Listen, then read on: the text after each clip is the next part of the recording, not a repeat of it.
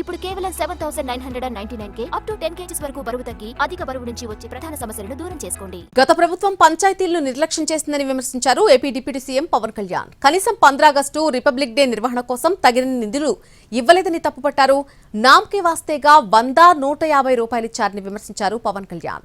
ఏపీలో పంచాయతీలు సర్పంచ్ వ్యవస్థల బలోపేతానికి ఎన్డీఏ ప్రభుత్వం కట్టుబడి ఉందని చెప్పారు పవన్.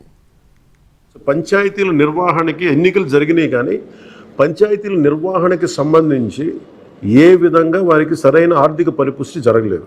నిధులు పడ్డాక నిధుల దుర్వినియోగం జరిగింది, అది మీ అందరికీ తెలిసిందే. దానికి మరింత వివరంగా ఎప్పటికప్పుడు తెలియజేస్తాం.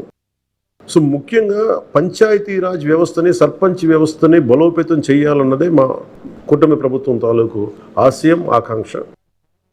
దాంట్లో భాగంగా ఇప్పటిదాకా గత 30 సంవత్సరాలుగా ప్రతి ఒక్క పంచాయతీలో సర్పంచులు తలెత్తుకొని సగౌరవంగా జెండా వందనం చేసేలాగా రాష్ట్రంలోని ఎన్డీఏ ప్రభుత్వం నిర్ణయం తీసుకుంది. ఆగస్టు 15న స్వాతంత్ర దినోత్సవ వేడుకల నిర్వహణకు నిధులు కొరత లేకుండా చేశాం. చిన్న పంచాయతీలకి 10,000 రూపాయలు, మేజర్ పంచాయతీలకి 25,000 రూపాయల చొప్పున నిధులు సమకూరుస్తున్నాం. దానికోసమని జీవోను కూడా రిలీజ్ చేశాం. దీనిని పంచాయతీ సర్పంచులు దీన్ని పూర్తిగా సద్వినియోగం చేసుకోమని నేను విన్నవించుకుంటా ఉన్నాను.